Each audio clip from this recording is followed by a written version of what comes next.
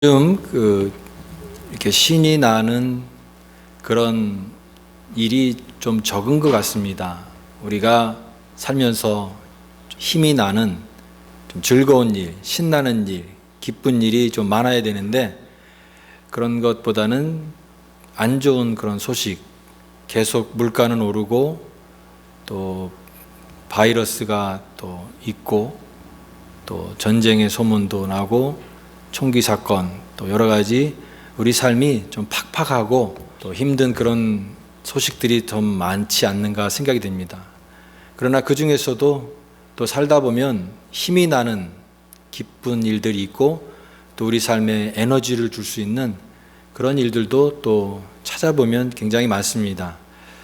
지난 주간에 우리에게 좀 힘을 줬던 그런 소식 중에 하나가 영국에서 축구 선수로 활동하는 손흥민 선수가 EPL, 잉글리시 프리미엄 리그, 영국의 축구 리그죠. 그 리그에서 득점왕이 되었는데 참 이 아시아 선수가 이런 세계에서 쟁쟁한 선수들이 다 모여 있는 그 리그 중의 리그인 그 영국 리그에서 득점왕이 됐다라고 하는 것은 한 개인의 영광뿐만이 아니라 우리에게도 이렇게 어떤 자부심과 또 자긍심을 주는 한 사건이 아닌가 이렇게 생각이 됩니다. 특히 2030 이 젊은 세대들은 그 손흥민 선수의 그 득점왕 소식을 보면서 그 여러 가지 감동의 포인트 중에 하나는 이 선수가 가진 이 정신력, 이 마음의 태도가 굉장히 귀하다라고 하는 겁니다. 보통 이렇게 경쟁을 하다 보면은 내가 더 골을 더 많이 넣어야 되니까 이제 페널티킥, PK킥을 차게 될 때 내가 차겠습니다 해서 그걸 먼저 하려고 하는데 득점 경쟁을 누가 더 한 골 더 넣느냐라고 하는 그런 상황 속에서 이 손흥민 선수는 그것을 양보했다라고 하는 거죠. 그 마음의 태도가 뭐냐면 개인보다도 팀이 중요하다. 내가 득점왕이 되는 것보다도 우리 팀이 이기는 게 더 중요하기 때문에 그런 그 페널티킥을 차는 순간에 있어서는 나보다도 더 잘 찰 수 있는 선수가 하는 게 맞다 해서 다른 선수에게 양보하는 그런 모습을 보고 굉장히 이타적인 또 팀을 위하는 그런 손흥민 선수의 그 태도를 보고 2030 세대가 울컥했다라고 하는 거예요. 그 감동을 받았다라고 하는 것입니다. 개인이 삶이 있고 또 팀, 공동체라고 얘기할 수 있는 이 공동체의 그런 것이 있는데 물론 우리가 이 세상 속에서 개인이 잘 되고 성공하면은 사람들이 다 이 사람 참 잘 살았구나, 잘 됐구나, 성공한 삶이구나라고 얘기할 수 있는데 이런 개인의 삶보다 중요한 것은 그 사람의 개인의 삶이 전체 다른 사람들에게 어떤 좋은 영향력을 미쳤느냐라고 했을 때 그것은 성공한 삶이 아니라 위대한 삶을 살았다라고 얘기할 수 있습니다. 그래서 위대한 삶은 개인의 그런 성공을 넘어서서 그 개인의 삶이 공동체와 전체 사람들에게 선한 영향력을 미치는 그런 삶, 그게 바로 위대한 삶이 아닐까 생각이 됩니다. 우리 신앙의 삶도 마찬가지라고 생각이 됩니다. 영국의 유명한 맨체스터 유나이티드의 그 감독이었던 알렉스 퍼거슨이라고 하는 감독이 있습니다. 그 감독이 그런 유명한 말을 했습니다. 팀보다 위대한 선수는 없다. 아무리 선수 한 사람 한 사람이 개인이 뛰어나고 또 위대하다 할지라도 팀을 위해서 존재하는 것이다라고 하는 것입니다. 개인을 위해서 팀이 존재하는 게 아니라 이 팀 전체를 위해서 개인이 존재하기 때문에 팀보다 위대한 선수는 없다라고 하는 그런 말을 했을 것입니다.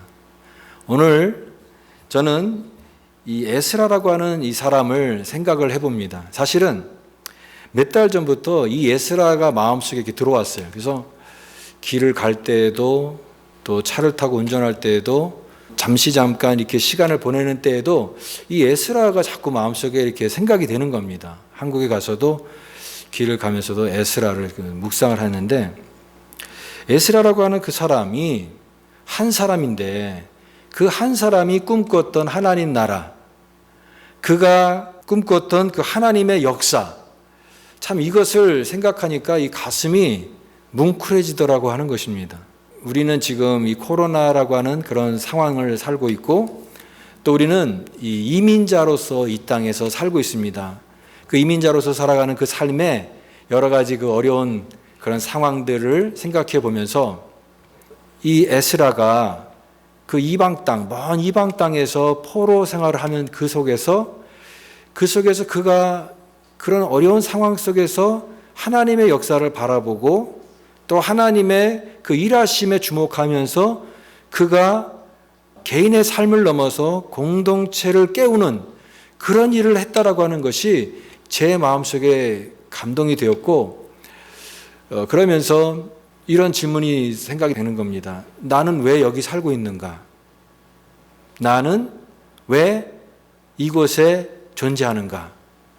또 우리 교회를 바라보고 우리 공동체를 바라보면서 이 에스라가 주시는 하나님의 어떤 시각, 하나님의 어떤 비전을 묵상하게 되더라고 하는 것입니다. 그래서 저는 우리 성도님들과 함께 이 시대에 이 에스라를 통해서 하나님 지금도 우리에게 말씀하시는 그 음성을 듣기를 원합니다. 우리를 향한 하나님의 뜻, 그 하나님의 위로, 또 하나님의 그 소망, 이것을 통해 에스라가 그토록 고민하고 또 기도하고 노력했던 그런 모습들을 통해서 오늘 우리가 이 말씀에 하나님의 놀라운 은혜와 음성을 듣기를 원합니다.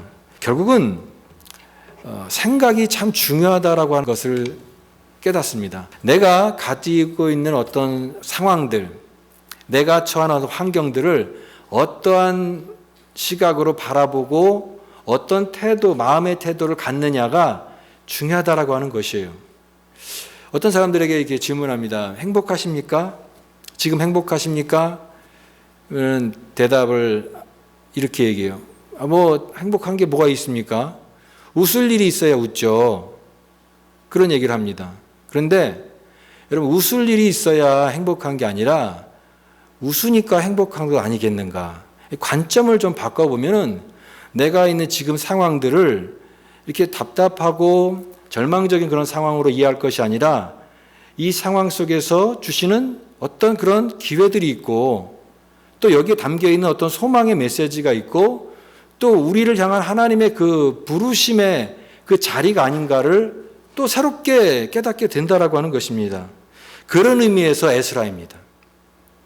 에스라가 갖고 있는 시각, 삶에 대한 믿음의 태도를 알려주는 이 말씀을 통해서 오늘 저와 여러분들은 오늘 이 시대를 향한 하나님의 소망을 발견하고 믿는 신자로서의 자부심과 확신을 회복하는 기회가 되기를 바랍니다. 왜 에스라는 그러면 이렇게 깊은 고민을 했을까? 성경에 어디 읽어봐도 에스라가 뭐 고민을 했다 그런 얘기는 없어요. 에스라가 전면에 나오지도 않습니다. 에스라는 이 에스라 7장에 이제 겨우 등장을 합니다.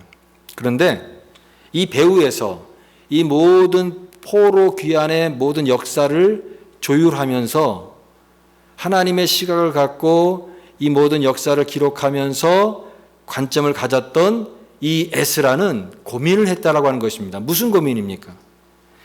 우리가 하나님의 백성인데 하나님의 백성이 지금 포로로 잡혀왔다라고 하는 이 기막힌 현실 속에 고민을 하는 것입니다. 물론 여러분 성경을 잘 읽어보면 에스라는 이제 포로 후손이에요. 포로 후손. 바벨론이 남유다를 다 멸망해서 이제 포로로 끌려갔을 때 그때 이제 거기 끌려갔던 자들이 또 거기서 살면서 자손들을 낳고 그곳에서 살았는데 바로 그런 포로 후손으로 그 이방 땅에서 살았던 사람이에요. 그런데 이렇게 유다의 멸망과 이렇게 70년의 이 포로 생활을 하는 그 모든 과정을 통해서 이 에스라는 그 이방 땅에서 하나님의 말씀을 연구했다라고 하는 것입니다. 하나님의 말씀을 연구하면서 왜 우리 민족이 이렇게 어려움을 겪게 되었는가?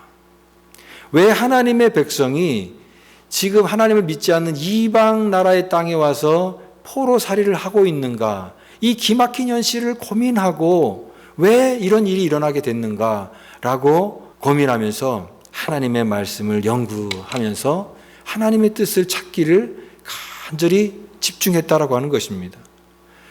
그리고 이런 이 역사의 격동기에 이제는 70년의 포로 기간 이후에 그들이 다시 고국으로 돌아올 수 있는 고레스 왕의 조서가 내려진 것입니다. 다시 너희들 가서 이제 예루살렘에 가서 성전을 건축하라. 정말 포로가 다시 귀환한다라고 하는 그 꿈 같은 현실이 일어나게 된 것입니다. 자기 생에 이런 일이 일어나게 될 줄 정말 상상도 할 수 없었는데 정확하게 예레미야를 통하여 하신 하나님의 말씀의 예언이 이루어지는 이 과정을 다 지켜보면서 에스라는 생각했던 것입니다. 어떻게 이런 일들이 다 일어나게 되었는가? 어떻게 이렇게 모든 일들이 일어났는가? 근데 하나님의 위대한 뜻을 바라보면서 가슴 벅찬 그런 감동도 있었지만 지금 이 포로 생활을 하고 있는 이 백성들의 삶을 또 보게 됐을 때 그 마음에 이 찹찹함과 또 깊은 어떤 그런 낙심이 찾아오지 않을 수 없었을 것입니다. 왜냐하면은 포로 생활을 너무나 오래 했기 때문에 이제는 그 신앙의 그런 모습들이 점점점 약해졌다라고 하는 것입니다. 우리가 이민 생활을 오래 하게 되면 내가 한국 사람인지 그런 것들 점점 약해지잖아요. 물론 강해지는 사람도 있지만 점점 나의 정체성 또 그런 것들을 잃어버릴 수 있는 그런 여건 속에서 살 수밖에 없다라고 하는 것입니다. 신앙도 마찬가지예요. 이제 이방 땅에서 살다 보니까 거기서 정착해서 살다 보니까 점점 하나님에 대한 신앙이 희미해지는 거예요. 하나님에 대한 기억도 점점 희미해지고 예배에 대한 기억도 점점 희미해지고 하나님이 지금도 우리를 기억하고 있을까? 하나님 우리 이렇게 세월이 많이 지나고 이렇게 많이 우리가 나태해졌는데 하나님이 아직도 우리를 하나님의 백성으로 기억하고 계실까? 그런 생각을 왜 하지 않았겠습니까? 에스라가 그런 마음을 생각하면서 이 마음속에 이런 그런 슬픔도 있었고 또 걱정도 있었고 또 두려운 마음도 당연히 있었을 것입니다. 그런데 그가 이런 모든 상황 속에서 그가 붙잡았던 것이 뭐냐면 하나님이 하신다라고 하는 것입니다. 결국은 이 세상의 역사는 하나님의 주관에 의해서 이루어진다라고 하는 것을 그가 붙잡은 것입니다. 그래서 하나님의 손이 그런 표현을 많이 쓰는데 이건 하나님의 주권입니다. 이 세상의 역사는 아무렇게나 흘러가는 게 아니라 하나님께서 계획하신 뜻 가운데 이 역사가 흘러가게 된다. 바로 우리가 포로로 끌려온 것도 그 하나님의 계획 속에 된 것이고 이제 70년이 지나서 다시 예루살렘으로 돌아가게 된 것, 겉으로 보기에는 바사왕 고레스가 칙령을 내려서 이제 고국으로 돌아가는 것이 됐지만 그 고레스의 마음을 움직이는 분도 하나님이시기 때문에 이 역사의 주관자이신 하나님께서 이 모든 일을 이루신다라고 하는 것을 가슴에 깊이 생각하면서 내 상황은 여러 가지 어렵지만 그것을 붙잡았던 것입니다. 하나님이 하신다. 하나님이 하시는 일이다. 무슨 희망이 사실은 겉으로 볼 때 무슨 희망이 남아있겠습니까? 여러분 그 아수르라는 나라는요 이 혼혈 정책을 펼쳤어요. 그래서 이 순수한 유대인 혈통과 이방인들을 다 뒤섞어서 피가 막 혼혈이 됐기 때문에 이제는 그 나라의 그 순수한 혈통이 이제 뒤죽박죽 된 것입니다. 피가 섞이고 또 포로로 끌려가고 포로기도 1차, 2차, 3차의 포로기가 있어서 다 포로로 끌려가고 하나님을 예배하는 그 성전에 다 무너지고 모든 게 다 무너진 그런 상황 속에서 다시 이게 회복될 수 있을 것인가 이런 절망감을 가질 수밖에 없었는데 그럼에도 불구하고 하나님은 이러한 상황 속에서도 하나님의 일을 하신다. 하나님이 하실 것이다라고 하는 이 사실을 말씀을 통하여 깨닫는 이 에스라의 마음이 이걸 각 붙잡았던 것입니다. 그래서 용기가 났던 것이에요. 오늘 그래서 이 역사를 기록하고 있습니다. 그것은 바로 예루살렘에 귀환하라는 것입니다. 3절 말씀을 같이 한번 읽어보겠습니다. 3절 말씀 시작. 이스라엘의 하나님은 참 신이시라. 너희 중에 그의 백성 된 자는 다 유다 예루살렘으로 올라가서 이스라엘의 하나님 여호와의 성전을 건축하라. 그는 예루살렘에 계신 하나님이시라. 자, 이게 얼마나 놀라운 일입니까? 세월이 많이 지나서 이제는 다 이제 그런 소망들이 없는 것 같았는데 다시 이제는 예루살렘으로 귀환해서 하나님의 성전을 건축하라.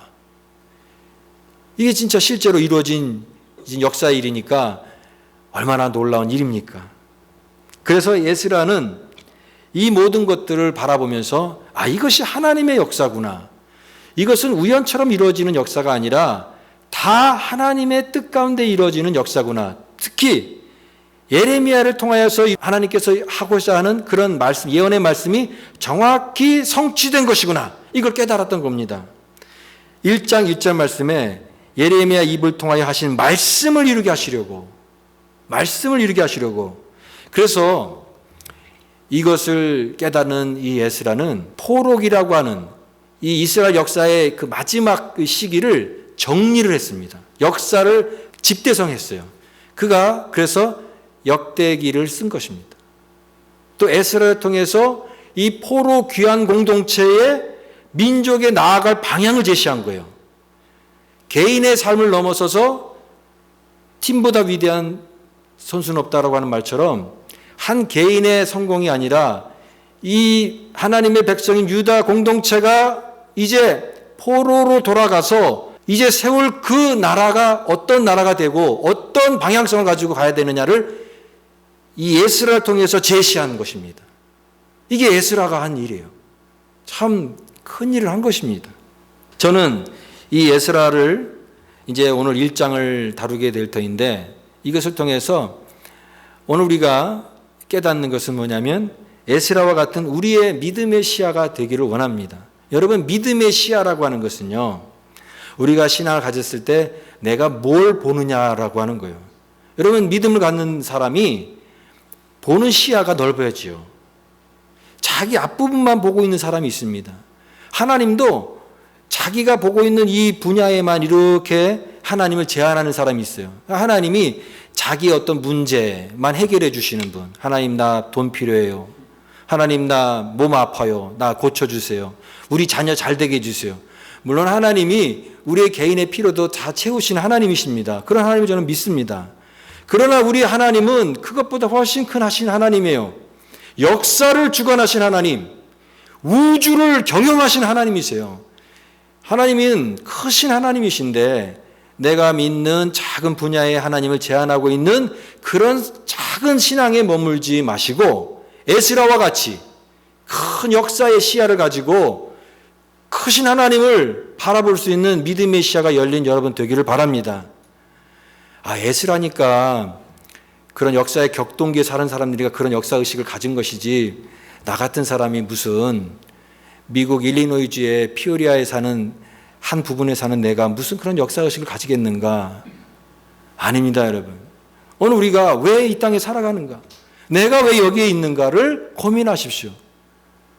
그러면서 오늘 우리의 개인의 삶을 넘어서서 하나님의 역사를 바라보고 하나님의 주관을 바라보고 내 개인의 삶을 넘어서서 이것을 통하여서 일하시는 하나님의 일하심을 동참하고 그것이 공동체를 깨우는 그 공동체를 역사로 이끄시는 하나님을 바라보는 그 신앙, 그것이 살아있는 신앙이고 에스라를 통하여 도전하는 하나님의 메시지인 줄 믿습니다. 그래서 여러분, 믿음의 시야를 넓히시기를 바랍니다. 그런데 이렇게 아무리 웅장한 그런 비전을 품는다 할지라도 현실의 벽은 만만치가 않습니다. 왜 많은 사람들이 큰 꿈을 갖는다고 해도 그 꿈을 잘 이루지 못합니까? 막 용기를 내가지고 했는데 현실의 벽에 딱 부딪혔을 때 좌절하는 겁니다. 이상과 현실은 다르거든요. 그래서 현실은 또 다른 이야기입니다. 귀환이라고 하는 포로로 너희들 이제 귀환해서 예루살렘에 올라가라고 하는 이 고레스의 조소가 이루어졌지만 귀환이라고 하는 것이 그렇게 쉬운 것은 아닙니다. 어떤 사람은 그 소식을 들었을 때 마음이 오히려 더 무거운 그런 사람도 있을 것입니다. 왜냐하면 세월이 너무 많이 흘렀기 때문에, 그리고 이방 땅에서 너무나 오랜 세월을 거기서 정착하면서 살았던 사람들에게 이제 다시 생활의 근거지를 버리고 새로운 땅으로 가서 살아라, 하나님의 성전을 건축하기 위해서 예루살렘으로 돌아가라고 하는 것이 그렇게 반가운 소식은 아니었을 것이라고 하는 것입니다. 이 바사는요, 대제국, 그 당시에 대제국인 바사는 유화 정책을 폈습니다. 유화 정책이라고 하는 것은 다 포로로 끌려가서 뭐 징역살이 시키고 뭐 노동일 시키고 그런 게 아니라 어느 정도 자치권을 주고 경제적인 그런 것도 배려도 하고 어느 정도 자유를 주어서 그 여러 제국이 섬기는 여러 나라에서 정착해서 살 수 있도록 그렇게 유화 정책을 했습니다. 그러니까 이방 땅에 끌려왔지만 그곳에서 이제 뿌리를 내리고 가정을 세우고 또 거기서 자녀들을 키우면서 이렇게 살았던 거예요. 그런데 어느 날 갑자기 이제는 예루살렘으로 성전을 건축하기 위해서 귀환하라고 하니까 이게 그럼 가겠습니다라고 하는 게 쉽겠냐라고 하는 것입니다. 가자라고 했을 때 따라갈 수 있는 사람도 있지만 저는 안 갑니다.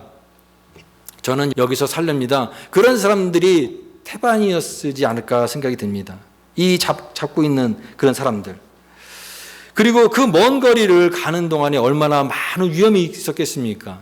그런데 이 에스라서를 자세히 읽어보면요, 모든 포로자들이 다 예루살렘으로 돌아가는 것은 아니었습니다. 가는 사람도 있고 또 남는 사람도 있습니다.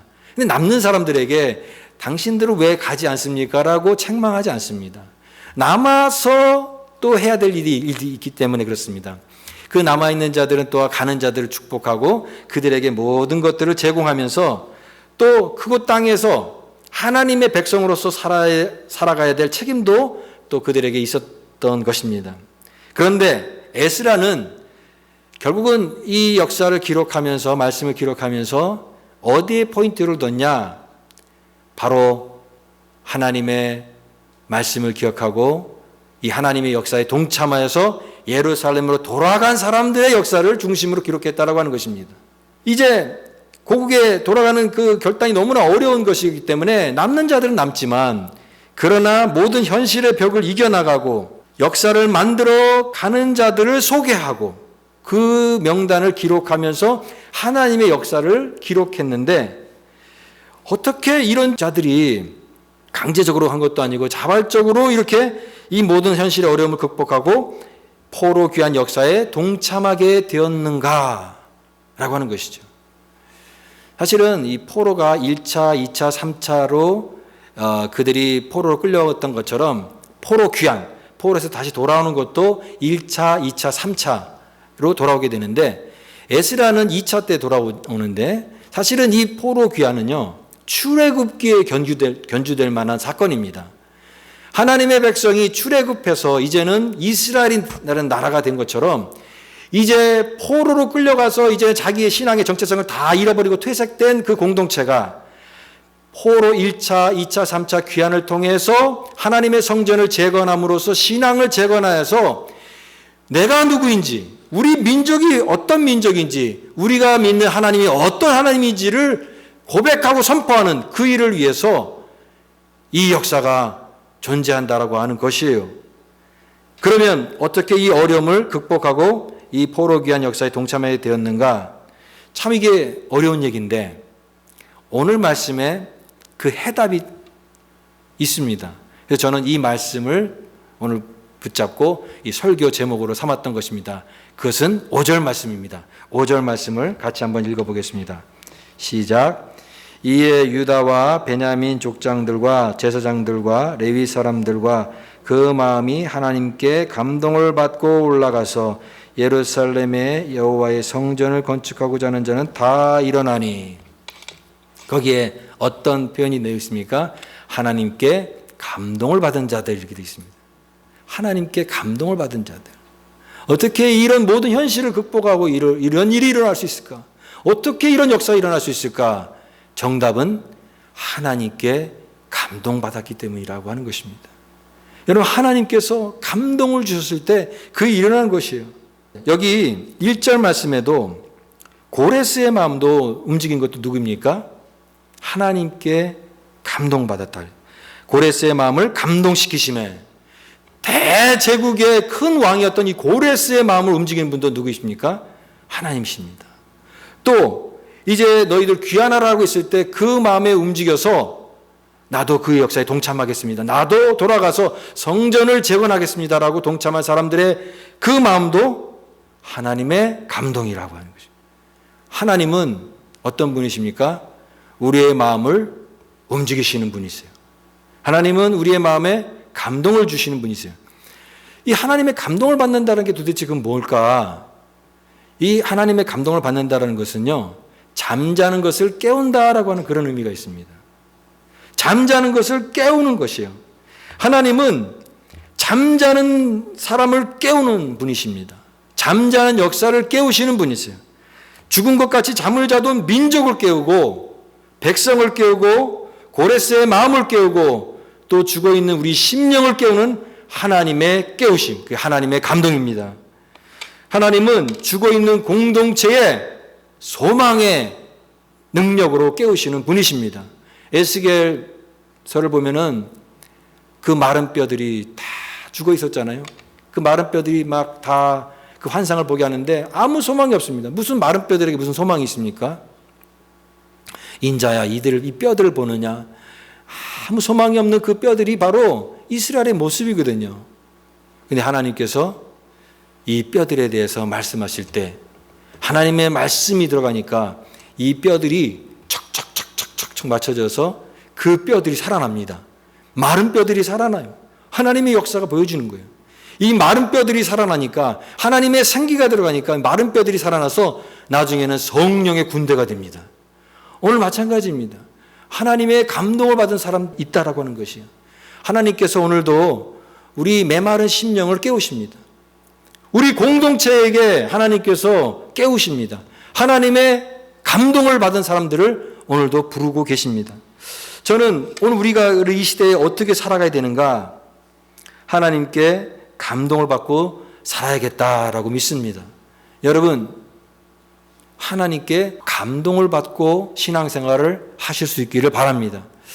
요즘 이렇게 많은 사람들 보면 좀 신앙의 그 열심을 가지고 하나님의 감동을 갖고 이렇게 살아가는 사람이 과연 몇 명이나 될까, 그런 생각을 하게 됩니다. 많이 없는 것 같이 느껴지고, 다 대부분은 그냥 먹고 살기에 바빠서 현실 생활에 다 생활하지 하나님께 감동을 받아서 일하는 사람은 많이 없는 것 같이 느껴지지만, 그러나 여러분, 그렇지 않습니다.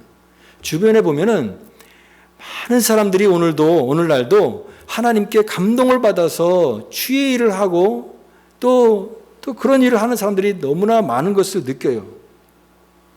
그래서 이 하나님의 이 감동을 받은 사람들이요, 참 많이 있습니다. 그래서 그런 사람들을 보면 간증거리가 많아요. 이번에 제가 이제 한국에 가서 전에 섬겼던 그 교회에 이제 장로님과 집사님 한 분을 만났습니다. 그 교회가 제가 이제 부교역자로 사역했던 그 서울에 있는 한 교회인데, 이제 교회가 50주년을 맞이했어요. 50주년을 맞이해서 이제 기념 책자를 발간했더라고요. 그 발간한 책자에 보니까 그동안에 이제 교회 역사와 함께했던 그런 사람들의 사진들, 또 사람들의 어떤 그런 내용들을 쫙 이렇게 기록해 놓는데, 보면은 다 이제 낯익은 얼굴들도 많죠. 한 분 중에, 기억나는 분 중에 한 분은 2000년대 초반이었어요. 그분은 신앙생활을 겨우 이제 교회 주일날 겨우 나오시는 그런 분이었어요. 신앙생활을 막 시작하는 분이었어요. 근데 보니까 그분이 장로님이 돼 있더라고요. 예, 아주 열심히 해요. 교회 모든 일을 다 열심히 하는 아주 신실한 장로님이 돼 있어요.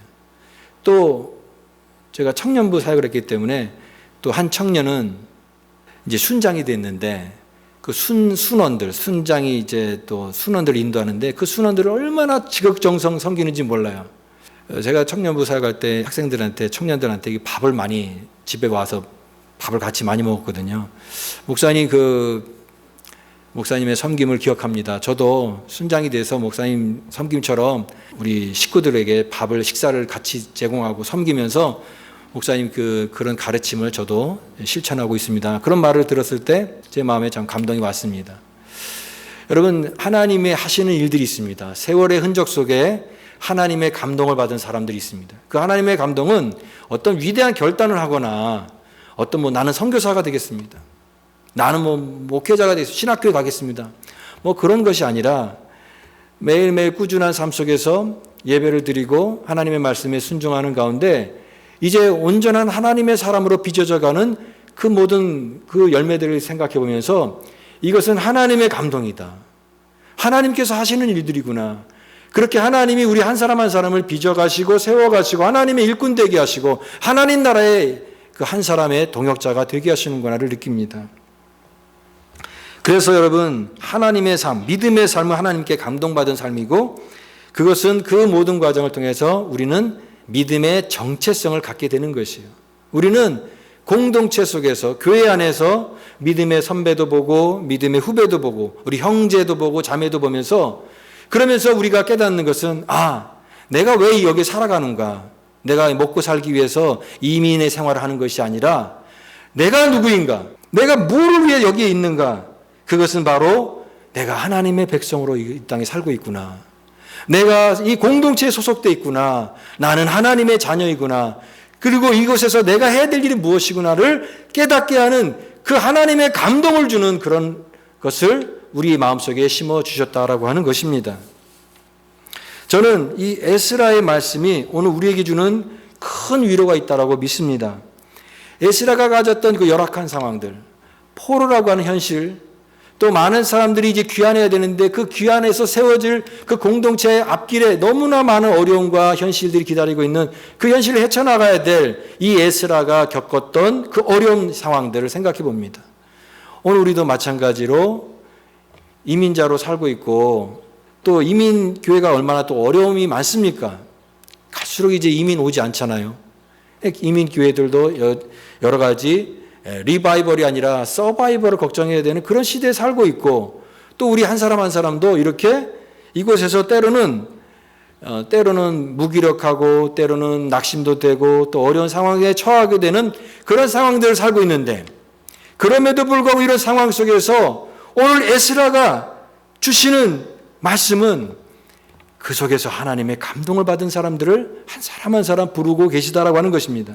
하나님의 일에 감동하는, 동참하는 사람들을 부르십니다. 하나님의 말씀에 감동하는 사람. 하나님의 은혜에 누가 억지로 시켜서 하는 것이 아니라 저도 하겠습니다. 저도 동참하겠습니다. 저도 하나님 나라의 한 부분을 감당하겠습니다. 그런 한 사람 한 사람을 모아서 하나님 나라가 지금도 움직여가고 역사하고 또 번성해 나가는 줄 믿습니다. 그 일을 위해서 하나님이 지금도 부르시고 계시고 너도 그 하나님 나라의 역사의 한 부분을 감당하는 동참하는 자가 되라라고 저와 여러분을 부르시고 계십니다. 사랑하는 여러분, 우리도 포로의 이방 땅에서 학사 에스라가 꿈꿨던 하나님 나라를 꿈꾸기를 원합니다. 이민자로 우리가 가진 현실과 상황이 너무나 힘들지만 그러나 하나님의 살아있는 말씀 안에서 위로와 소망을 반드시 붙잡으시기 바랍니다. 하나님이 하신다라고 하는 이 소망을 붙드시기 바랍니다. 그리고 하나님께 감동을 받는 자들이 됩시다. 누가 시켜서 하는 것도 아니고 누구 보는 것 때문에 하는 것도 아니라 주의 일에 기쁨으로 섬기는 마음으로 감사함으로 내게 심겨진 자리에서 최선을 다하는 모습으로 살아가는 그 삶, 그것이 하나님께 감동받는 삶이고 하나님 지금도 그런 감동받는 자들을 통해서 하나님의 역사를 이 땅 가운데 이루어가고 계십니다. 오늘 이 에스라의 이 말씀을 기억하면서 오늘 우리가 큰 역사의 비전을 바라보고 우리 시대를 바라보고 나를 넘어서 공동체를 바라보고 그 공동체를 향한 하나님의 나의 부르심의 자리를 바라보면서 하나님 나도 하나님의 감동받은 자로 그 역사에 동참하게 하여 주옵소서. 이 큰 믿음과 결단으로 나아가는 우리 모두가 될 수 있기를 주의 이름으로 간절히 축복합니다.